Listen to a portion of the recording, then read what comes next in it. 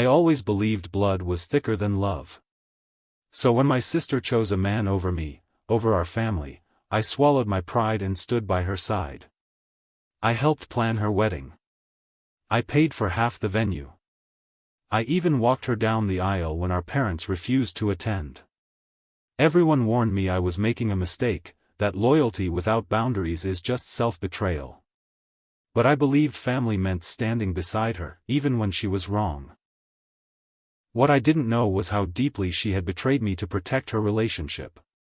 She had lied about me. Twisted stories.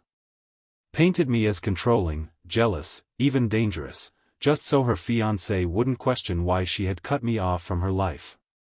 And I kept defending her, telling myself love makes people do strange things, that she would come around eventually. Then came the night of their engagement dinner. Her fiancé stood up to give a speech.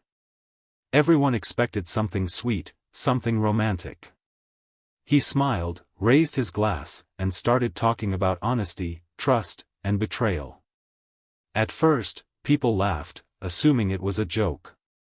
Then he pulled out his phone and connected it to the projector. The room went silent. My sister's messages filled the screen, confessions, lies, manipulations. Messages where she admitted everything. How she had lied about me, how she had manipulated him, how she used both of us to get what she wanted. Her face drained of color. Her hands trembled. She turned to me, eyes wide, silently begging me to stop it, as if I had orchestrated the whole thing. But I hadn't. Her fiancé kept reading. Every betrayal. Every secret she thought would stay buried forever. That was the moment I realized something terrifying. I had supported her marriage, and walked her straight into her own downfall. And the worst part? This was only the beginning of what she was about to lose. My sister and I used to be inseparable. Growing up, it was always the two of us against the world. Our parents were strict, emotionally distant, and obsessed with appearances. Love in our house was conditional, earned through obedience, grades, and silence. So we learned to rely on each other instead. I was the older sibling, the shield, the fixer, the one who took the blame when she messed up. She was the dreamer, the rebel, the one who wanted more than our small-town expectations and quiet, predictable lives. She used to say I was her safe place. I believed her. When she met Daniel, everything changed. She was 26, restless, ambitious, aching for a life that felt bigger than the town we grew up in. Daniel was everything she thought she needed, charming, successful, polished, from a family that looked perfect in photos and Christmas cards.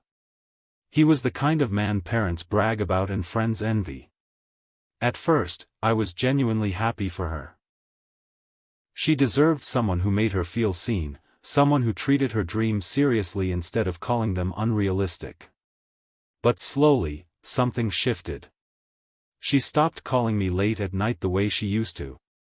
She stopped sharing details about her day, her fears, her plans. Our conversations became short, defensive, guarded.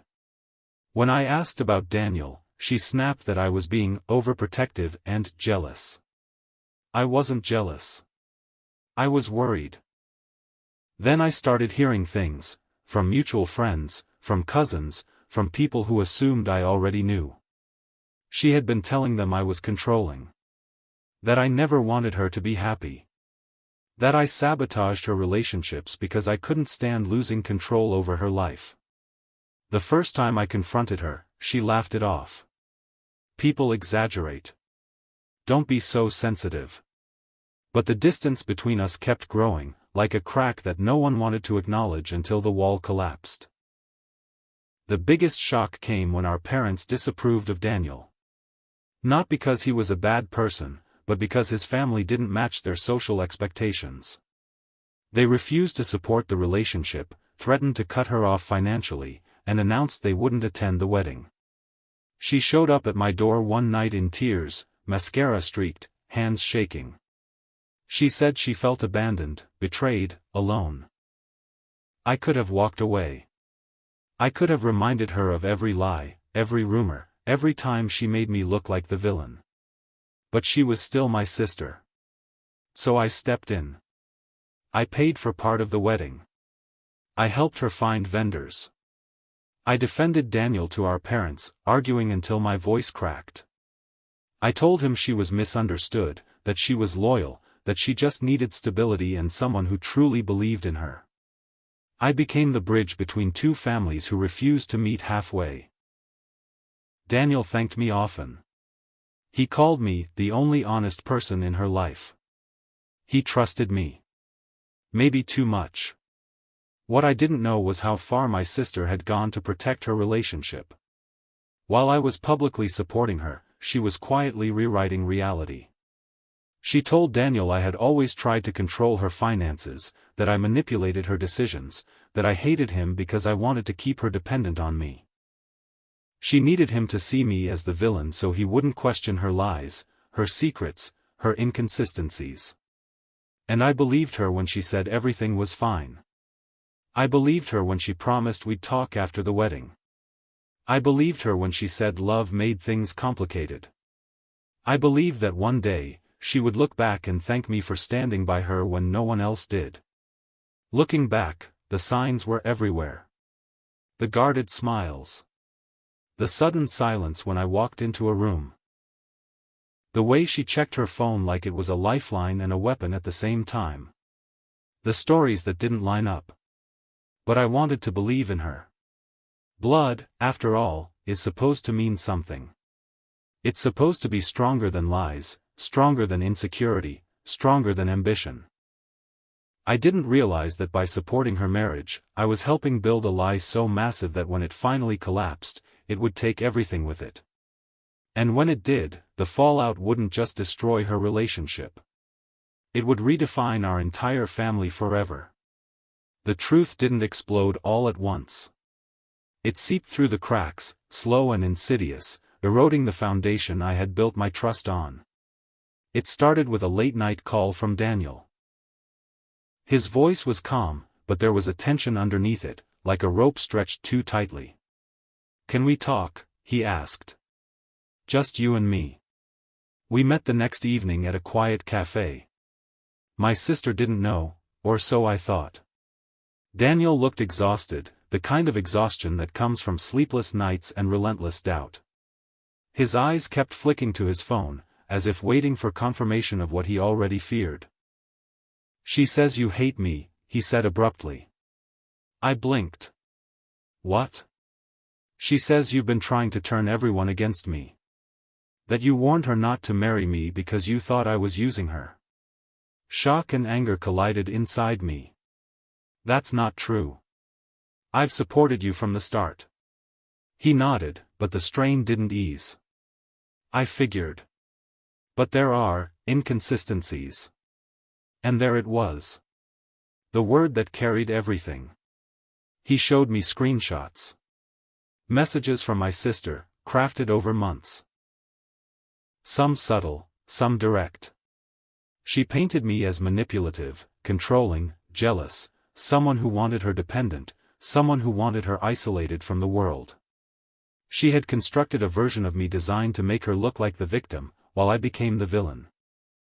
It felt like a punch to the chest, every word hitting harder than the last. But then, Daniel continued, "I saw the invoices, the payments you made for the wedding, the emails where you defended me to your parents, the messages encouraging her to follow her heart. None of it matches what she told me." I realized, in that moment, that my loyalty had been weaponized against me. She had used my trust as a shield while spinning her own version of reality. Daniel began noticing more. How she deleted messages, how stories shifted depending on the audience, how she avoided letting him meet friends who might know the truth. Every question he asked seemed to make her defensive. Every slip she made widened the cracks in her carefully curated image. Then came the engagement dinner, the night the facade finally shattered. She glowed in white, radiant and confident, surrounded by friends, family, and colleagues. Everyone expected a celebration. She squeezed Daniel's hand, beaming at the attention. He stood, smiling, and at first spoke as if reciting a romance: trust, honesty, the foundation of love. Applause followed. She exhaled, convinced everything was proceeding perfectly. Then he connected his phone to the projector. Screenshots flooded the screen: her lies, her manipulations, her fabrications. She had lied about me, about him, about her past, about the people around her. Timelines crumbled, stories collided, and the room went silent. Then gasps filled the space. Someone dropped a glass. Her smile faltered. "Stop," she whispered, voice trembling. But he kept reading. "This is who I'm marrying," he said, calm and steady. "And I needed everyone to see the truth." She turned to me, eyes wide, panic flashing across her face. As if I had orchestrated it. As if I had betrayed her. I hadn't. The web she had woven to protect her love had ensnared her instead. Every lie, every half-truth, every manipulation came together in one unrelenting revelation. Friends whispered behind their hands. Colleagues avoided eye contact. Our parents sat frozen, stunned, as if they were meeting their daughter for the first time. I sat quietly, the weight of disbelief and sorrow pressing down. The sister I had grown up with, the one I had defended, the one I had trusted with my loyalty, she had never truly existed. She had betrayed me for love, yes. But in the end, it was her own deception that became her undoing. And as I watched her face pale, as she stuttered, as the room absorbed the truth she had tried so desperately to hide, I realized something more profound: loyalty, honesty, and integrity are not debts owed, they are choices. And when those choices are ignored or corrupted, the consequences can be devastating. Her empire of lies collapsed quietly, painfully, irrevocably. And for the first time, I understood the full cost, not just to her, but to everyone she had tried to manipulate. The truth had been slow, it had been painful, but it had finally arrived. After the engagement dinner, I couldn't stop thinking about what had happened. My sister's carefully constructed facade had crumbled in front of everyone, yet the fear and disbelief in her eyes told me one thing: she still didn't grasp the full weight of her actions. Exposure alone was never enough. Humiliation might sting, but true accountability required clarity, reflection, and the kind of confrontation that left no corner for excuses or denial. She needed to see, fully and unflinchingly, the consequences of the betrayal she had spun so skillfully. Over the next few days, I moved quietly, deliberately, gathering evidence. Not just for Daniel, not just to shield him from future deception, but for her, to make the truth inescapable. Messages she had sent in private, emails where her stories conflicted, social media posts she had manipulated to reinforce false narratives, even handwritten notes that contradicted her recollections, I collected them all. Each piece was a fragment of the reality she had tried to rewrite, a mirror she couldn't ignore. I wasn't motivated by rage. I wasn't seeking revenge for the sake of cruelty. To let her see the ripple effect of every lie, every distortion, every hidden act of manipulation she had committed in pursuit of convenience or desire. Planning the confrontation became an exercise in patience and precision. Timing would be everything. Any hint of hostility, desperation, or emotional outburst would allow her to retreat into deflection, excuses, or manipulation.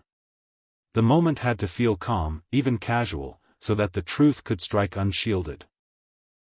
I mapped the witnesses carefully: friends, family, colleagues, people who had inadvertently observed her actions but hadn't yet connected the dots. Their presence would be subtle, but essential, a reinforcement of reality that my words alone could never achieve. I considered the psychological layers as well. My sister thrived on control. She believed she could dictate perception, shift blame, and shape narratives at will. To dismantle that control, the environment had to feel normal, safe, even mundane. She had to let her guard down. And only then could the truth hit with the weight it deserved. The structure of the confrontation was deliberate. First, a private meeting with Daniel, allowing him to continue understanding her deception in real time. Then, a structured presentation of her actions, screenshots, timelines, and contradictions, each revealed sequentially to show cause and effect. The lies, the consequences, the emotional damage inflicted on everyone around her, and the potential fallout if she refused to acknowledge them. The plan wasn't about theatrics. It was about undeniable evidence, leaving her with no narrative to cling to. I also rehearsed my own role meticulously. I wouldn't accuse. I wouldn't yell. I wouldn't plead. I would present facts, calmly, measuredly, and let them speak for themselves. Her guilt, her realization, would have to emerge naturally from the weight of the truth itself. I anticipated every reaction, denial, shame, tears, anger, and prepared myself to respond not with fury but with unwavering clarity. Each response, each pause, each piece of evidence had a purpose. For nights, I ran through every possible scenario in my head, testing the angles, imagining the ripple of her understanding, the slow dawning that she had misjudged loyalty, love, and trust. By the time the day came, I was ready, not to punish, not to humiliate, but to make her confront herself in a way she could no longer deny.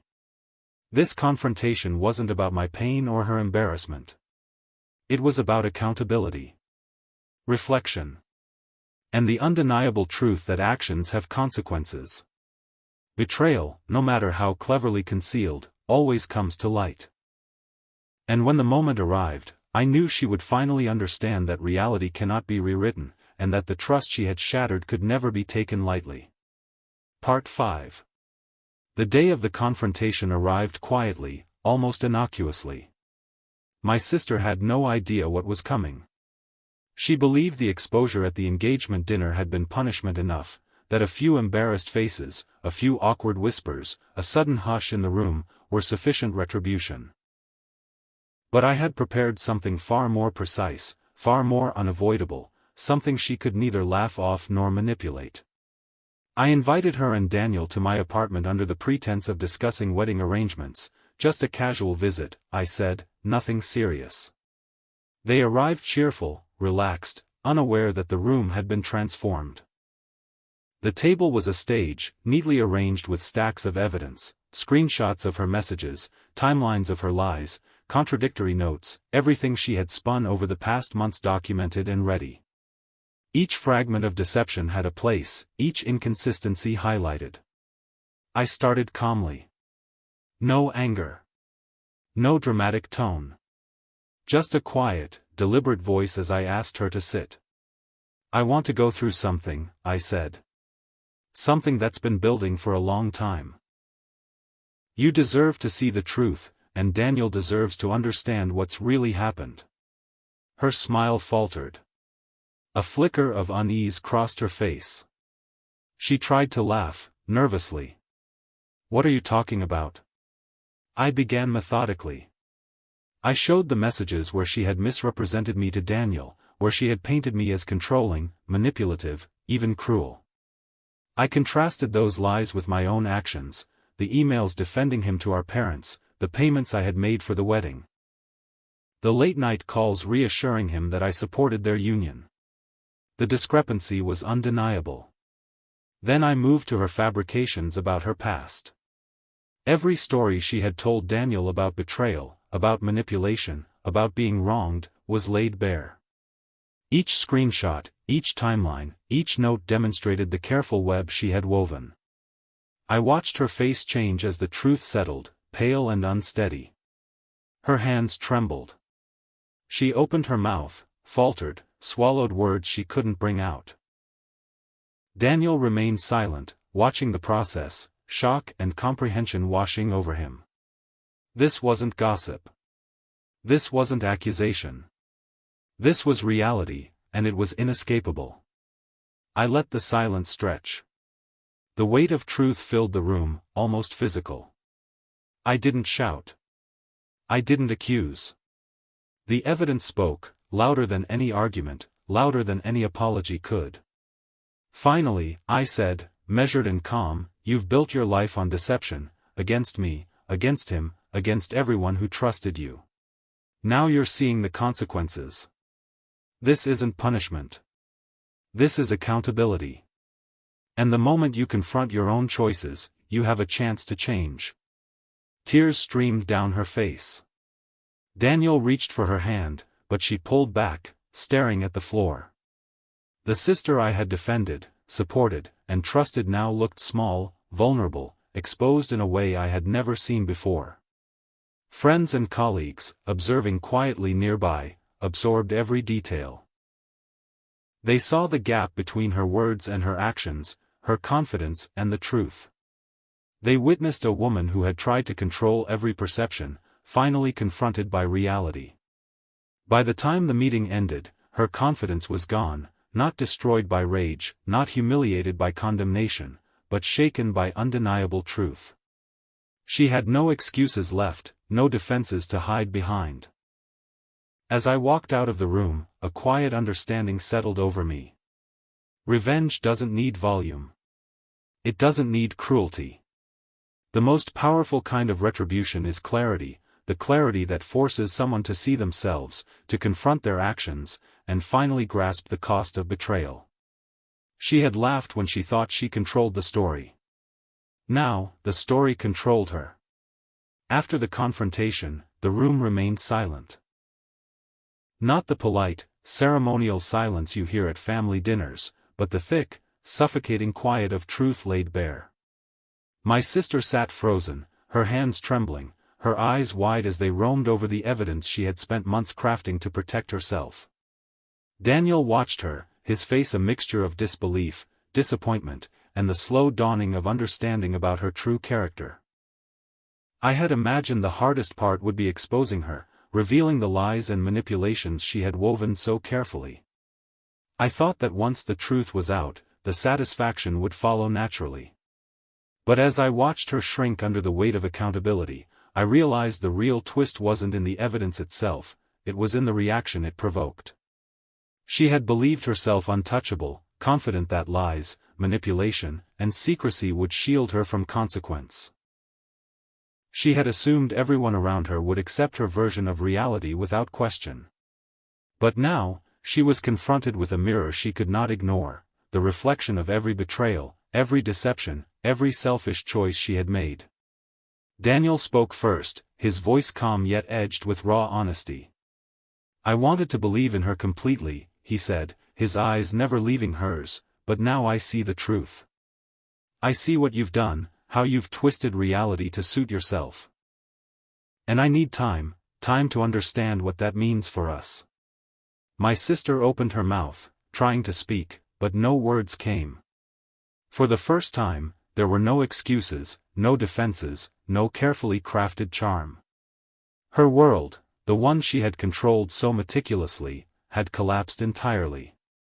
And in that moment, I understood the deeper lesson, one I hadn't expected to feel so intensely: revenge is not humiliation. It is not about shaming someone publicly or inflicting suffering for the sake of satisfaction. The most profound form of retribution is clarity.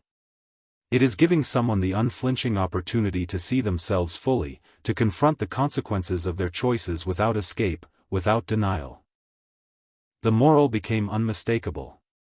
Betrayal carries a cost, not only for those who are wronged but also for the betrayer. Lies, manipulation, and selfishness may protect you temporarily, but truth has a way of surfacing. When it does, it strips away pretense, leaving only accountability. That accountability is heavy, yes, but it is also transformative, a chance to recognize one's failings and, if one chooses, begin to repair them. As I left the room, my sister remained seated, pale and reflective, her expression raw and vulnerable. A strange sense of peace settled over me. The confrontation had been intense, emotional, and necessary. She had been forced to see herself as she truly was, and maybe, just maybe, she could choose to change. Daniel followed me out, his features softened now, the tension easing from his shoulders. "Thank you," he said quietly. "For helping me see the truth. For being honest, even when it wasn't easy. I nodded. It wasn't about gratitude. It was about justice, not anger, not punishment, but the unwavering presence of truth. Later, I realized that the final twist was not in the exposure of her lies, but in what that exposure revealed about all of us, the fragility of trust, the peril of selfishness, and the immeasurable value of loyalty and honesty. My sister had betrayed me for love, yes. But ultimately, it was her own actions that delivered the hardest lesson, the one she could neither deny nor avoid. Sometimes, the most shocking twist is not a secret revealed. It is the moment someone finally sees themselves clearly, and can never unsee it. And in that moment, I understood that real power, real resolution, does not come from vengeance or anger. It comes from the unrelenting light of truth, shining where lies once hid, demanding clarity, reflection, and accountability.